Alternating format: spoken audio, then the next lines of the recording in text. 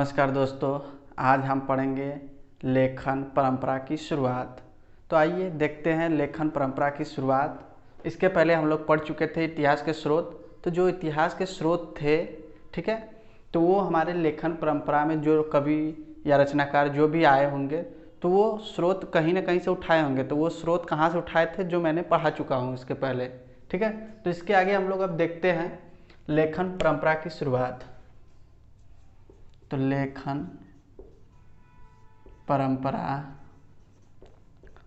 की शुरुआत।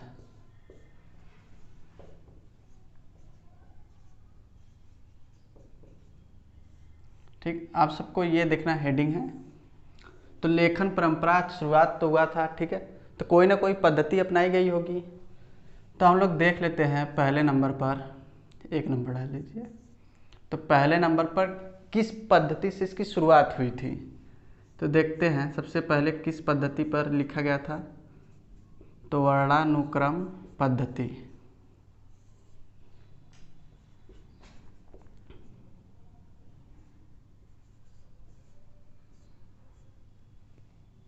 सॉरी, ठीक है, वर्णानुक्रम पद्धति। जब इसको हम लोग जोड़ते हैं ना तो इसको इस तरह भी लिख सकते हैं। ये ध जो होता है ये आधा हो जाता है और इस तरह हम लोग लिख सकते हैं पद्धति। तो जो लिखना हो वो लिख लीजिए, ठीक। तो वर्णानुक्रम पद्धति। अब हमें इसमें देखना है कि कौन कौन कवि इसमें आए हुए हैं।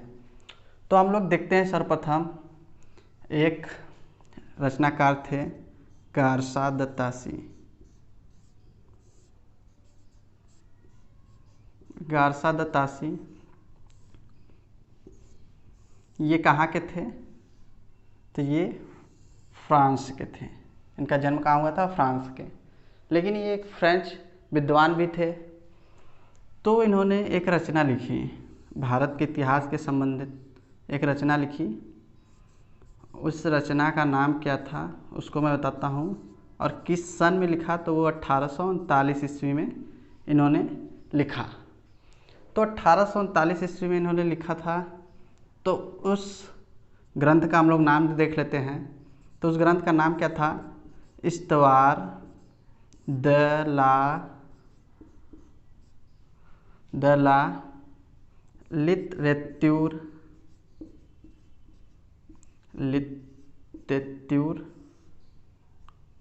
हिंदुई, सॉरी एंदोई कर लीजिएगा इसको, एंदोई हिंदुस्तान,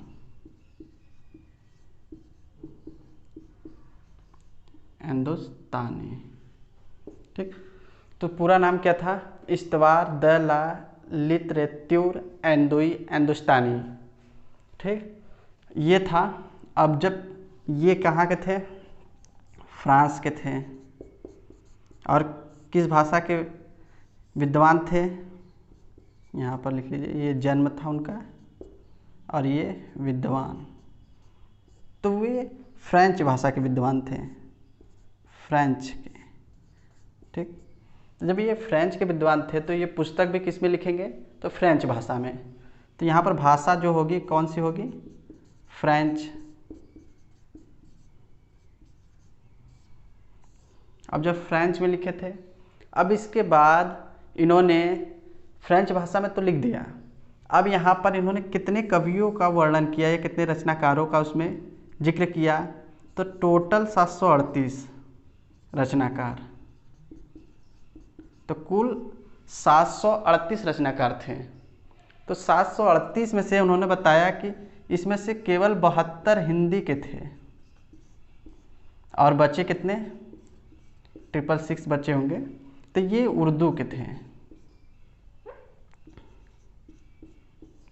ये उर्दू के रचनाकार, ये हिंदी के रचनाकार। और इस बात पर वो सिद्ध करना चाहते थे कि मतलब हिंदी कोई भाषा नहीं है, वो यह सिद्ध करना चाहते थे। उनके कहने का आशय ये था कि अगर हिंदी के कवि होते तो 738 में से कम 700 तो होने चाहिए थे, वो ये कहना चाह रहे थे। फिर इसके आगे हम लोग देखते हैं इसका संस्करण देख लेते हैं। तो ये पुस्तक जैसे कब कब प्रकाशन में आया, तो ये 2 भाग में प्रकाशन हुई इस पुस्तक की। तो प्रथम संस्करण,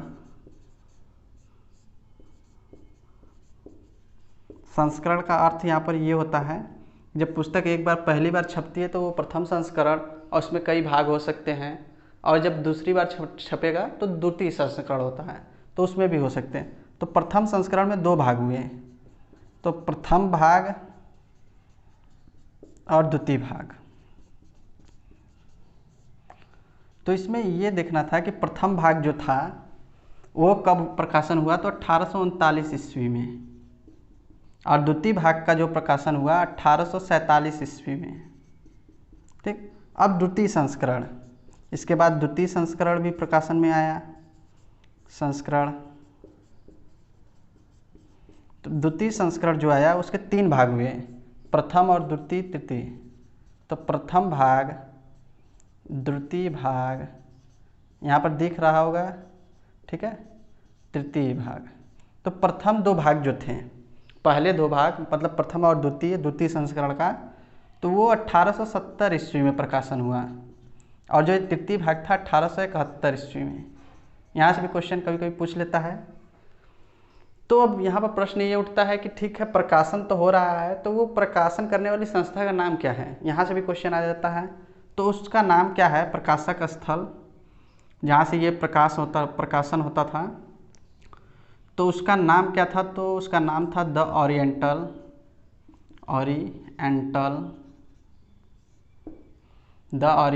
ट्रांसलेशन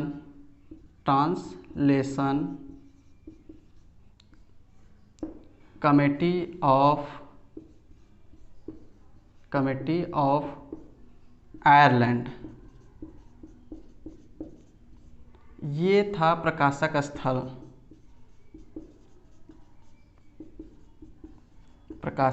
जहाँ से ये क्या होता था, प्रकाशन इसका होता था।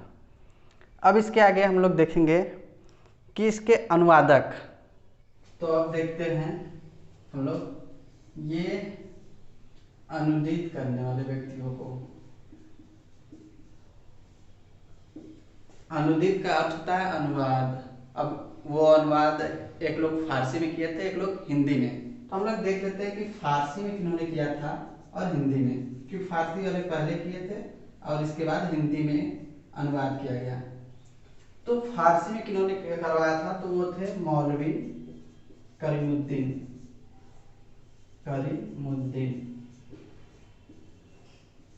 ठीक है, ये जो द है इसको ऐसे लिखा जाता है, देखिए ये द प्लस द, ये मिलकर इस द का अनुवाद करते हैं। इसका अर्थ समझ रहे हैं आप लोग, द का इसका मतलब जैसे हम लोग लिखते हैं उद्दंड, तो इस तरह लिख सकते हैं, और फिर कुछ भी लिख सकते हैं, उद्देश्य भी लिखते हैं जैसे हम लोग।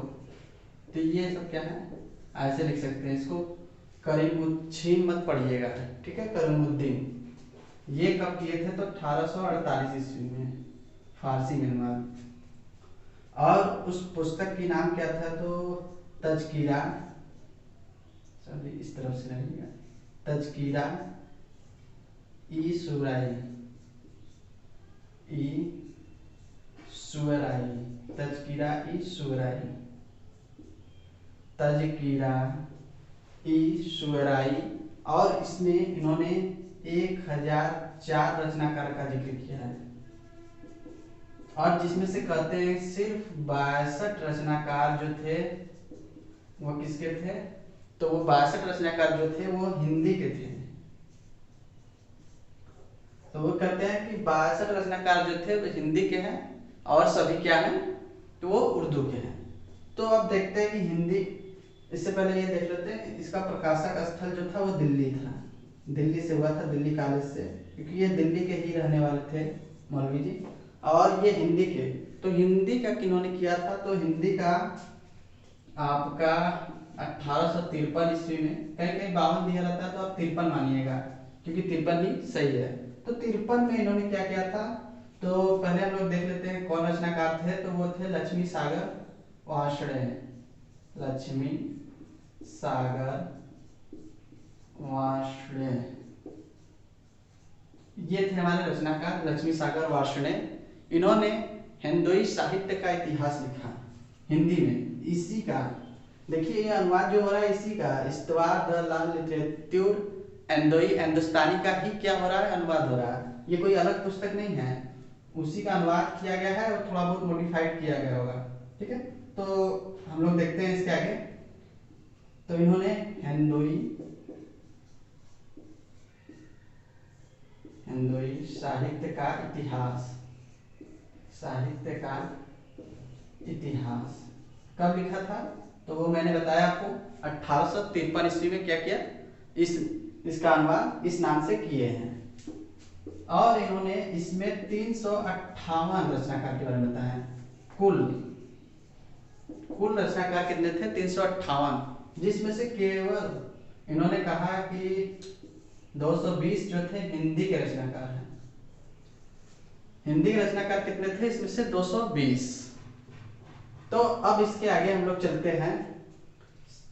पहले यहाँ पर हम लोग देख लेते हैं, यहाँ से क्वेश्चन पूछता है, तो क्वेश्चन किस आधार पर पूछता है, जैसे पूछ देगा कि हिंदी साहित्य के इतिहास का प्रथम ग्रंथ कौन सा है, तो यही है इस्तवार द ला लिटरेच्योर एंदोई हिंदुस्तानी। अब इसके बाद यहाँ पर पूछ देता है कि हिंदी साहित्य के प्रथम लेखक कौन है, तो हिंदी साहित्य के प्रथम लेखक जो हैं वो कौन से हिंदी साहित्य के, तो वो थे हिंदी साहित्य इतिहास के प्रथम लेखक कौन थे, तो वो थे आपके गारसा द तासी। ठीक, तो गारसा द तासी हिंदी साहित्य के इतिहास के प्रथम लेखक कौन थे, तो गारसा द तासी। ये क्वेश्चन यहाँ से पूछता है, मोस्ट इंपॉर्टेंट क्वेश्चन है। अब हम लोग इसके आगे चलते हैं, यहाँ से इस तरह का क्वेश्चन पूछा जाता है।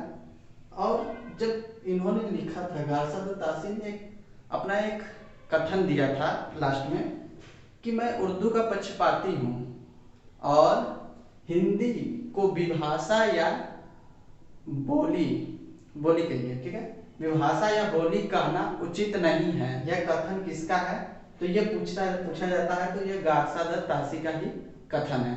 अब इसके आगे हम लोग चलते हैं शिव सिंह सेंगर, जो क्या थे, वो भी एक रचनाकार थे, लेकिन यहाँ जो क्वेश्चन किस आधार पर पूछा जाता है उसको देखेंगे, क्योंकि वो पहले हिंदुस्तानी थे, मतलब ऐसे हिंदुस्तानी थे जो कि हिंदी में हिंदी साहित्य का इतिहास लिखते हैं। मतलब उनकी पुस्तक जो भी रही हो, रही क्या हो, वो शिव सिंह सरोज उनकी पुस्तक थी, जो कि हिंदी साहित्य इतिहास का हिंदी भाषा में प्रथम पुस्तक थी। अभी तक देखिए फारसी में था, ये तो अनुवाद किए थे, तो इससे नहीं लेना देना है हम लोग को। वो स्वयं का अपना पुस्तक जिन्होंने लिखा था वो कौन थे, तो वो थे शिव सिंह सेंगर। वो एक राजस्थानी रचनाकार हैं। तो आइए हम लोग देखते हैं उनके बारे में। अब हम लोग देखते हैं शिव सिंह सेंगर कौन थे। शिव सिंह सेंगर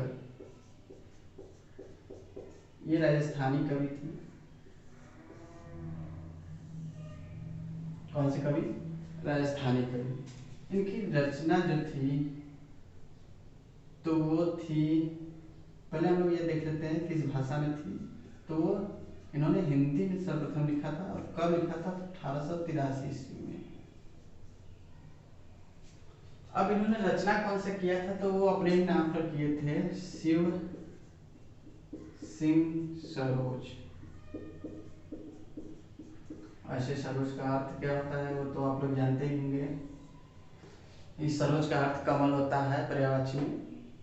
तो यहाँ पर देखिए, तो इन्होंने किस भाषा में लिखा है, तो वो हिंदी में। यहाँ पर गौर करने वाली बात है, क्योंकि यहाँ से क्वेश्चन सीधे पूछेगा कि हिंदी साहित्य के इतिहास का प्रथम बार किन्होंने हिंदी में लिखा था, हिंदी साहित्य का इतिहास, तो वो कौन थे, शिव सिंह सेंगर थे। ये राजस्थान के रचनाकार हैं। तो इन्होंने अपने रचना में कुल कितने कवियों का जिक्र किया है, तो वो उन्होंने किया था टोटल 1003, जिसमें से 769 ये कुल रचनाकार हैं, और जिसमें से 769 जो थे ये रचनाकार ये हिंदी के हैं। इन्होंने कितना बताया 769 हिंदी के रचनाकार।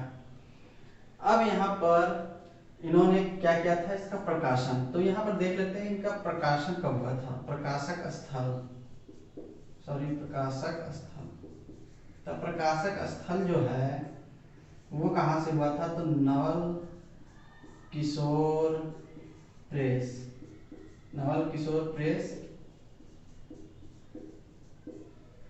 लखनऊ से। तो वो कहाँ से हुआ था, तो नवल किशोर प्रेस लखनऊ से हुआ था।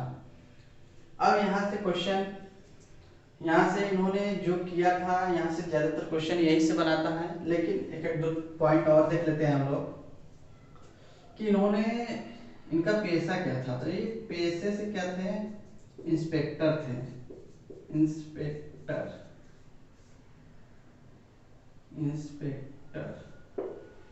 तो इनका पेशा क्या था, इंस्पेक्टर थे। और इनको रुचि किसमें था, तो हिंदी में था। इसलिए इन्होंने शिव पुराण, इसका भी हिंदी में अनुवाद किया था। लेकिन इन सब में क्या हुआ, उनको प्रसिद्धि नहीं मिला। तो उसके बाद इन्होंने क्या किया कि इन्होंने हिंदी साहित्य का इतिहास शिव सिंह सरोज नाम से लिखा, जिसमें इन्हें बहुत ही प्रसिद्धि मिली। तो यहाँ से क्वेश्चन यही पूछा जाता है, और एक जो मोस्ट था वो था। अब इन्होंने क्या किया था, एक चीज और इन्होंने नया प्रयास किया था। वो क्या था कि इन्होंने हिंदी का प्रथम कवि बताने का शुरुआत किया था। हिंदी का प्रथम कवि। तो इनके अनुसार हिंदी का प्रथम कवि कौन था, तो वो था पुष्य या पुंड्र।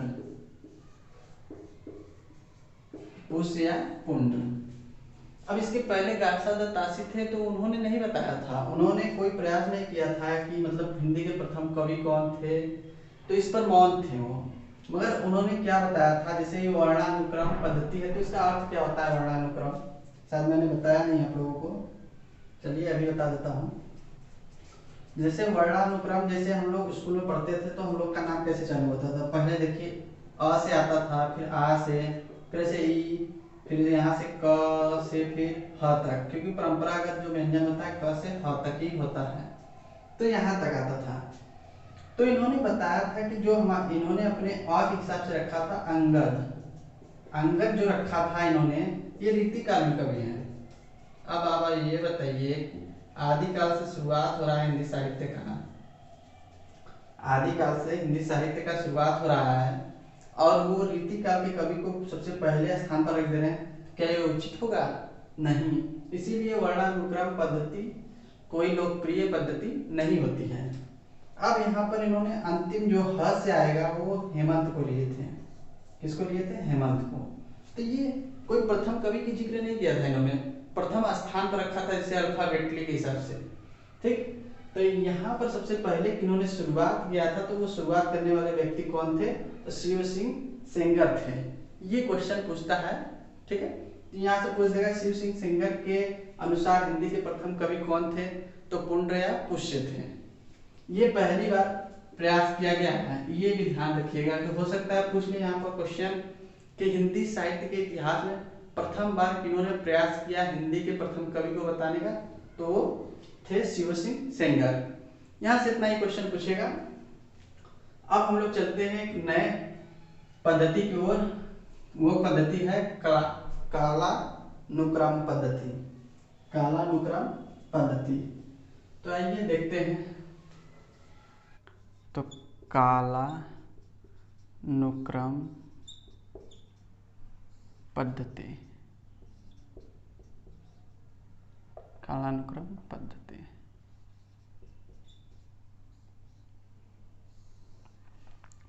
तो हम लोग देखेंगे कालानुक्रम पद्धति क्या होता है। ये दूसरा हमारा पद्धति शुरुआत हुआ है।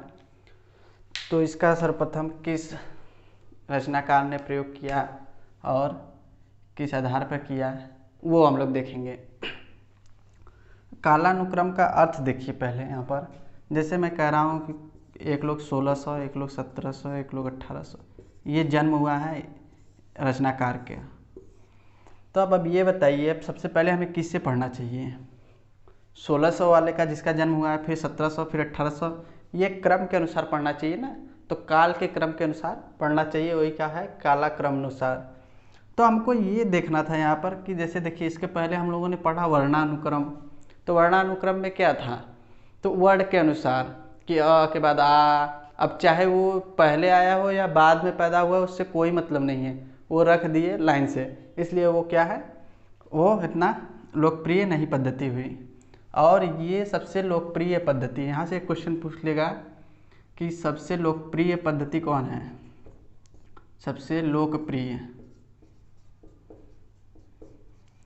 तो ये लोकप्रिय पद्धति है, ये लोकप्रिय पद्धति है, न कि सर्वश्रेष्ठ। सर्वश्रेष्ठ पद्धति जो विधेय पद्धति होगा वो आचार्य रामचंद्र शुक्ल उस पद्धति में लिखे हैं, तो उसको देखा जाएगा। अभी समाजशास्त्री पद्धति आएगा, तो बहुत सारे पद्धतियाँ हैं, तो इसमें सबसे लोकप्रिय मतलब कोई भी इतिहास या कुछ भी लिखा जाएगा, इस पद्धति का प्रयोग अवश्य किया जाएगा उसमें, क्योंकि उसमें काल जो होता है वो एक सीरियल से होता है, क्रम से होता है। तो यही चीज़ इसमें हमको लोगों को देखना है। तो यहाँ पर क्वेश्चन यहाँ से अब उठाएगा कि मतलब कि जो हमारे रचनाकार हुए हमारे हिंदी साहित्य के लिए, तो वो रचनाकार कौन से हुए अगले, तो अगले हमारे रचनाकार जो थे, तो हम लोग देखते हैं, ये थे जॉर्ज अब्राहम ग्रियर्सन। इनके बारे में हम लोगों को पढ़ना है, इन्होंने हिंदी साहित्य के बारे में कौन सा पुस्तक लिखा और क्या लिखा। तो ये देखिए जॉर्ज अब्राहम ग्रियर्सन, ये कहाँ के थे, तो ये थे आयरलैंड के, कहाँ के थे, आयरलैंड के। तो जो इन्होंने रचना किया वो भी क्या रहेगा, अंग्रेजी में, आयरलैंड अंग्रेजी, ठीक है, ये अंग्रेज थे। तो उससे पहले कुछ और देख लेते हैं तथ्य यहाँ पर। तो 1700 इतिहास में आप लोगों ने पढ़ा होगा, 1784 ईस्वी में द रॉयल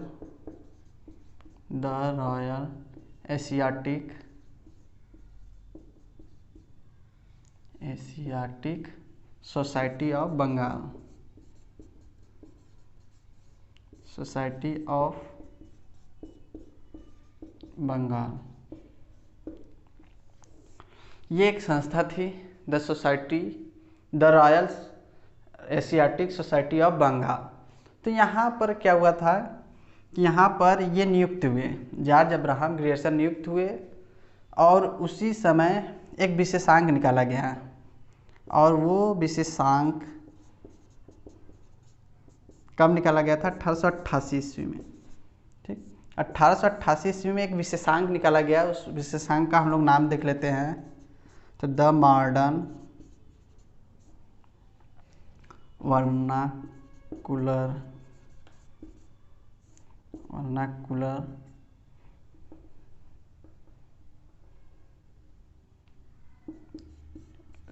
लिटरेचर,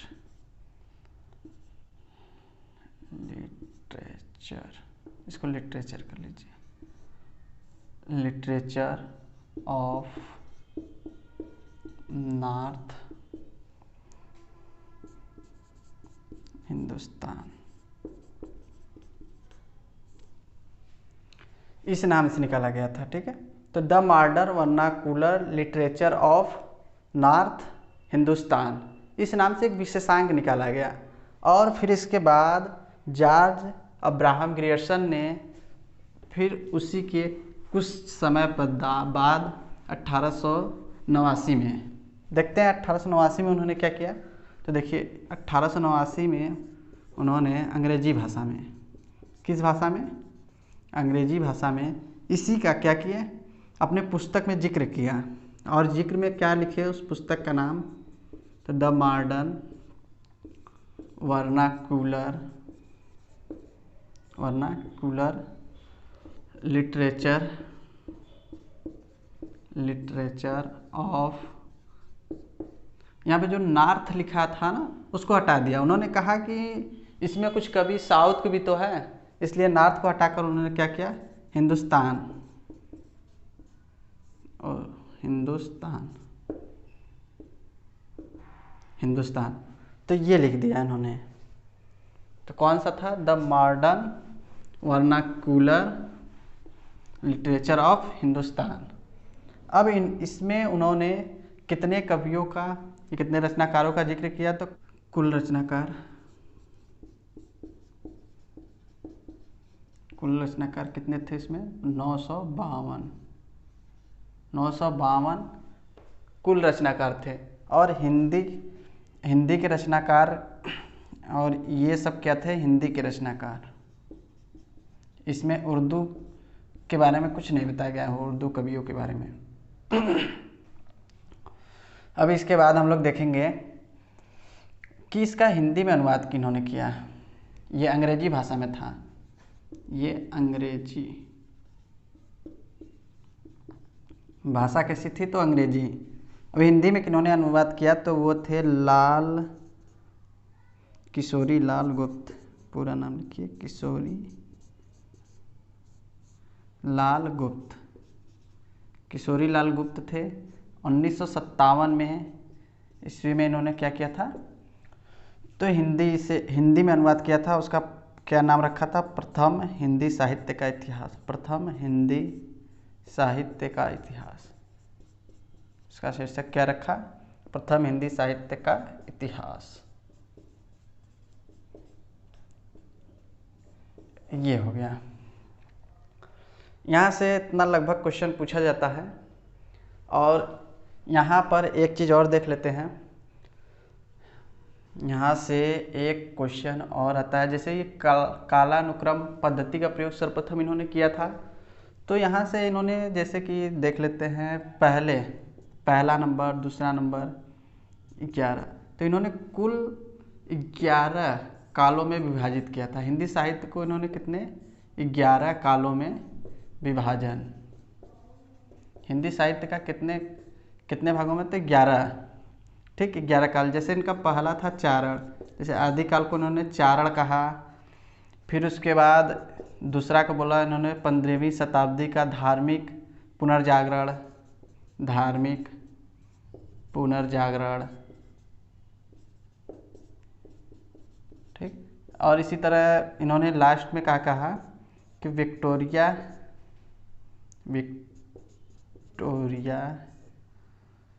विक्टोरिया शासन के अधीन हिंदुस्तान। ठीक। तो इस तरह उन्होंने 11 कालों में विभाजन किया था। किसका? तो ये था आपका हिंदी साहित्य का विभाजन। ठीक है। तो हिंदी साहित्य को उन्होंने 11 भागों में विभाजित किया था। जैसे कि हमारा आचार्य रामचंद्र शुक्ल ने बांटा था आदिकाल, भक्ति काल, रीति काल, फिर आधुनिक काल। तो उसी तरह इन्होंने 11 भागों में बांट दिया था। तो ये सब इनकी विशेषता थी। और इनकी एक सबसे बड़ी विशेषता क्या थी कि इन्होंने भक्ति काल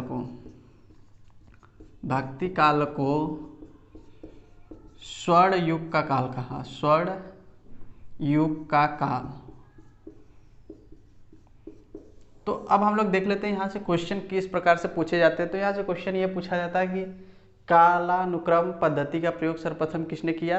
तो वो थे जॉर्ज अब्राहम ग्रियर्सन ने। ठीक।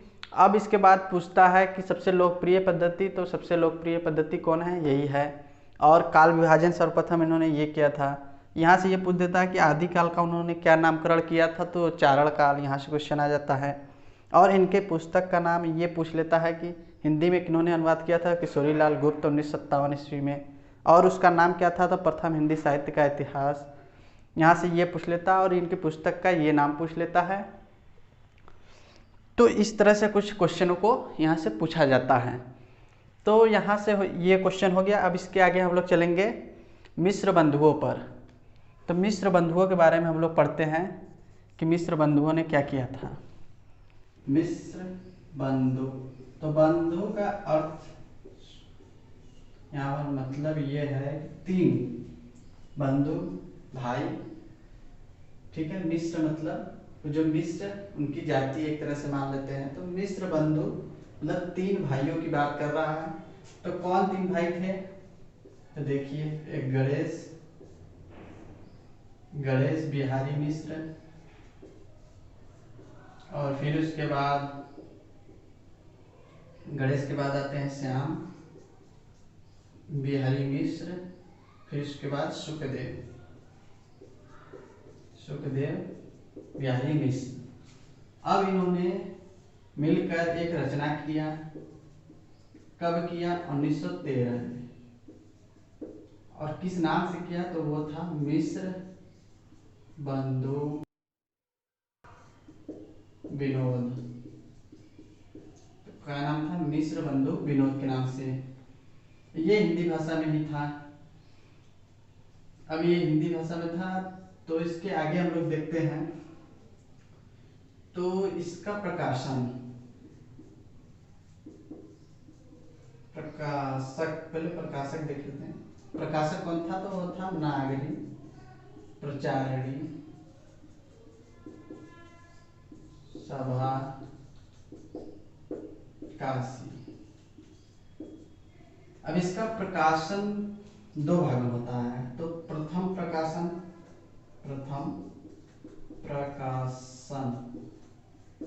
और द्वितीय प्रकाशन, दो बार में इसका प्रकाशन होता है।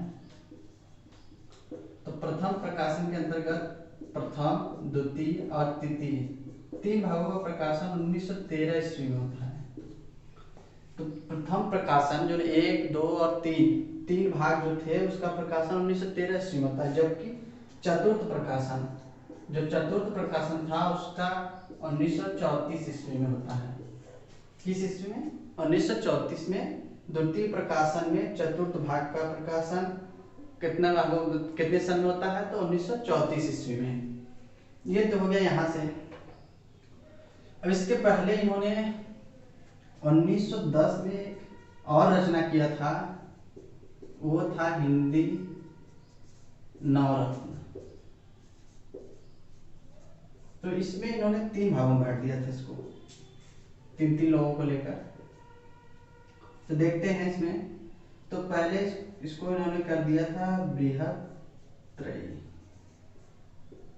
फिर द्वितीय नंबर पर इन्होंने कर दिया था मध्यत्रयी, और फिर उसके बाद उन्होंने तृतीय में क्या कर दिया था? लघुत्रयी। ये कवियों की श्रेणी बांट दिया था उन्होंने। तो पहले में 3 लोगों को रखा है इन्होंने। तो इसमें कौन थे? तुलसी, सूरदास और देवपुरी। और इसमें कौन 3 लोग थे? देखते हैं। तो इसमें थे आपके बिहारी केशवदास जी, और फिर उसके बाद त्रिपाठी बंधु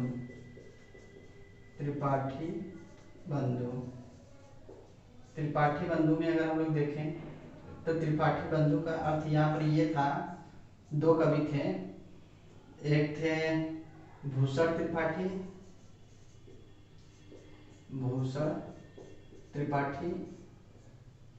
एक थे मतीराम त्रिपाठी।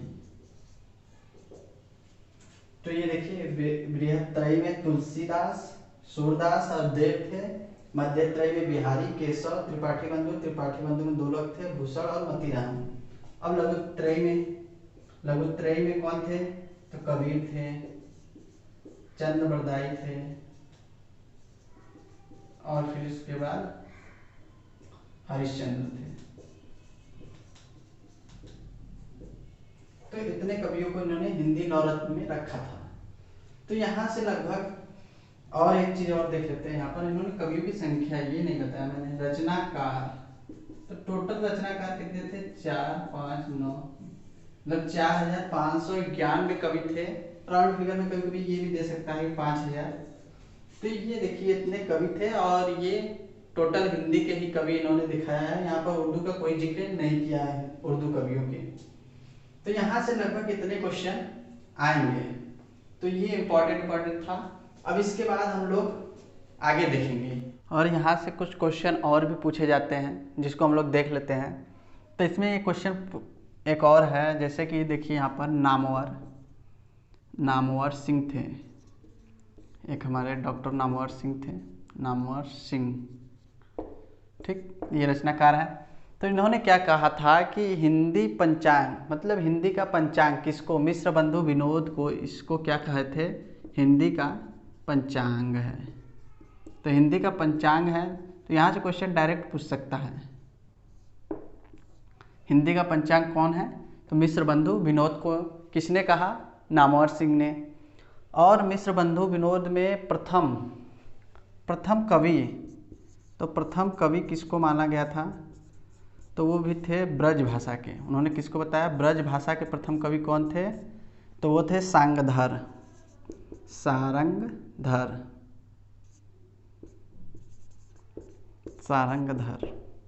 और फिर उसके बाद कहते हैं कि अब आपके देख लेते हैं प्रथम गद्य लेखक। गद्य लेखक कौन हो जाएंगे, तो गद्य लेखक आपके हो जाएंगे गोरखनाथ। यहाँ से भी क्वेश्चन पूछ सकता है कि प्रथम लेखक कौन है, तो वो है गोरखनाथ। अब यहाँ से एक क्वेश्चन और वो कहते हैं रामचंद्र शुक्ल जी कि मैंने हिंदी का विवरणात्मक जो परिचय लिया है कवियों का, तो वो कहाँ से लिया है, मिश्र बंधु विनोद से ही लिया है। तो ठीक है, इतने क्वेश्चन यहाँ से पूछे जाएंगे, इससे ज़्यादा तो नहीं आएगा मेरे हिसाब से। तो इतना क्वेश्चन काफ़ी है, और इतना पढ़ लेंगे तो लगभग सारे एग्जाम आप दे दीजिए, उसमें से कहीं ना कहीं से क्वेश्चन अगर पूछेगा इसमें से, तो यही से पूछेगा। ठीक है, तो आज के लिए इतना ही, और वीडियो लंबा हो रहा है इसलिए आज इतना ही छोड़ देते हैं। इसके आगे हम लोग पढ़ेंगे, जैसे कि अभी विधेय पद्धति है, तो समाजशास्त्री पद्धति है, अभी बहुत सारे पद्धतियाँ हैं, तो इसको आगे हम लोग देखेंगे। और यदि आपको और कुछ जानना हो तो मुझे लाइक, शेयर और कमेंट करना ना भूलें, कि आपको क्या जानना है उसके बारे में भी कमेंट कर दें। ठीक है, तो नमस्कार आज के लिए।